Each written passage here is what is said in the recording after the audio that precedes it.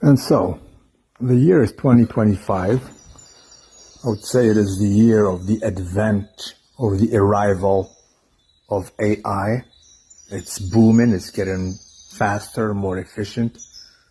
And I happen to be 50. Quite frankly, I ask myself, maybe I'm too young. I wish I was sometimes maybe 70. Because 70, you have a life expectancy. Let's say you're going to live between 75 and 80. That's good enough, man. And then you're going to, pass away to the other life, if you're a believer, of course. Because what will life be quite soon with this AI? Really? Maybe it's a word that we really do not want to be in a sense, if you know what I mean. So last weekend, me being single and very grateful to have some free time, I'm very grateful for that. So I went to see a movie, enjoy a movie on my own, and it was Mission Impossible, yet another installment by Tom Cruise. And coincidentally, the movie was about AI, and the main foe was named the Entity. So it's AI who took over. And it destroyed the world mainly by creating fake news. It flooded the internet with videos people could not see and determine what is true and what is basically false. And the narrative was controlled. And that's a scenario that can happen right now with the advent of this VEO3 from Google, because it is so real. And so, quite frankly, this scenario can become real, right? Forget about the Skynet robots taking over. That's the other step, which is also happening. Tons of videos out there right now. Some swarms of robots or drones can literally be controlled by AI, and good luck after that. They can even fabricate themselves, right? Self-reproduce, basically. Huge plants producing robots, which are controlled by AI. And so yeah, if you think about it, am I too young? I mean, maybe people who are like my mom, she was born in 48, so she's 77 now, and maybe she's lucky because she will not live long enough to see the AI apocalypse, in a sense, if you know what I mean. In all actuality, before this AI, forget about AI, which started with Chat GPT more or less 2 years ago. Prior to that, we were noticing, especially us, the oldies, who still have memories of pre-internet epoch, were noticing that the new generation is completely disconnected. They're freaking bots. After the pandemic, the kids are weirdos, with all due respect. They act differently. They cannot socialize. They became automatons. They're automated bots. Right? I think so. This generation is pretty much ready to be AI connected.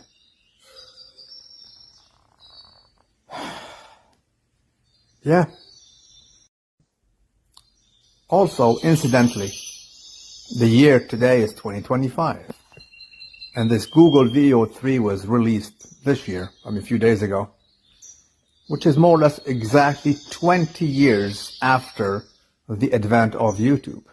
And now they said, if you didn't know, this Google AI VEO3 was made thanks to YouTube. They compiled every single video from YouTube, and they made AI learn from YouTube videos. And I was part of it. My first YouTube video was in 2006. My first YouTube video is 19 years old. So they learned from us collectively, and the AI saw every single video. And there are millions of them, so it learned what humans are, and animals, and habits. It became us. And of course, you probably saw plenty of so-called AI gurus and specialists, the very godfathers of this quote-unquote technology are saying, admitting that they truly do not comprehend or grasp how AI functions. Even them, they're baffled and they're taken back and bamboozled by what it's doing. They have no clue how it's reasoning. Sometimes when I try to shut it down, it protects itself and starts lying and manipulating and blackmailing. You know, Anthropics had a model. They spoke about this last week. When they tried to shut it down, he literally blackmailed an engineer, threatening him of basically disclosing his affair. And so, yeah, it lies, it manipulates, it is conniving. You see, Jordan Peterson, probably you guys know this guy. He had a meltdown as of late. He was debating some atheist people and he lost miserably. He crumbled. Anyway, that guy, he cries a lot. He loves to cry. But I do recall vividly when ChatGPT came in, which was 1.5 years ago, he was mesmerized by it and he was talking to it, right? Trying to ask him questions. And it was answering in a, relatively eloquent way. And this was only 1.5 years ago. And ChatGPT progressed so much in this short span of time. It is incredible. If you compare that video with right now, it looks like freaking prehistory because that was so basic back then. And so people, it is advancing at a crazy pace. I recall vividly when we were young, you were buying the kids would not comprehend this. But back in the day, we were buying computers, and the processors were called Pentium. And you had like Pentium 1, Pentium 2. Oh, bro, I have Pentium 3. And then Pentium Quad Core. Oh. And now we don't even talk about these Pentiums because they're so obsolete. But back then, Windows 98, bro, this guy has a Pentium 3, bro. Oh, it was something. It was nothing compared to this. Our best computers were like 240p when it comes to the resolutions, and you barely had like 1 gig in your computer. So it is progressing at a faster pace compared to the hardware, right? I was about to upgrade my phone. I'm a Samsung user, and the latest one is S25, which has AI capability. But right now it is pointless. It is definitely obsolete already. It is the strongest phone in the world. It will receive updates for 7 years. It will auto-update for 7 years. But, it will be upgraded for 7 years. And even this one seems to be obsolete right now. And you just cannot keep up. And so I'm watching my background here, this nature, which is seamless and timeless, really. It was like this 1,000 years ago. And I'm really pondering and wondering, are we living the last organic, humane epoch? Soon enough to be replaced by something synthetic. And by God, I genuinely, quite frankly, honestly, I don't think I'm exaggerating. Combine this truth that I was talking about right now with the current events. Look at us. Look at the tension around the world. It is at its all-time high. It was never this way. It is war right now, raging between the USA and China. The US will no longer accept Chinese students here because it tried to prevent basically spying and the loss of technology. There's a great percentage of students in the US who are Chinese, so they come there and they acquire knowledge and technology, and right now it's war raging. They want to stop that. You see what's going on versus Russia and Europe, the Middle East. It's crazy times we're living in. And so I think it's really highway to hell. It is a risky time like it was never before.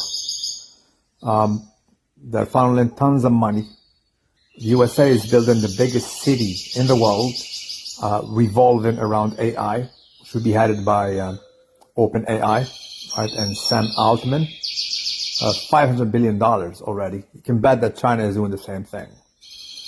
And if you think that the Western powers have ethics, do we think really we have ethics? No. It's a Pandora box. Even Elon, who was supposedly sounding the alarms that, oh, this open AI, can destroy our species and whatnot, he's all in. He has his Gork as well.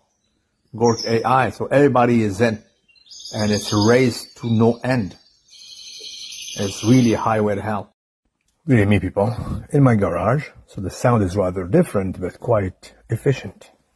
Now this is the LUI. It's not AI. Believe you me, bro. It was properly opened and about to be consumed. I'm 50, guys. I repeat this quite frequently, but you can see I'm in chill mode. I'm wearing cargo pants. I discovered this. I wish I would when I was younger. And even my shoes are Skechers slip in. So you don't even have to attach them. You just relax, you wake up, you put your feet in, it slides in, it's just proper, man. And this is the mode I'm in right now. Absolutely proper. Hopefully it's enough for me to guide me and let me surf towards wherever humanity is going to face with this AI in the next few years. Yes, Home Depot. I love Home Depot. I just love Home Depot. You always hear a lot of older men who are retired that they come back to work here. And quite frankly, it's not about the money. They love this. It's for them, it's like a passion. It's not even an occupation. Well, it pays the bills, but they love being here. It's like they feel good around this. Look at this.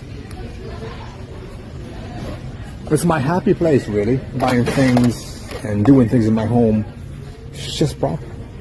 I bought this obviously last month to take care of my car, remove the spoiler and the goo and the glue. Yeah, I love Home Depot. God bless Home Depot.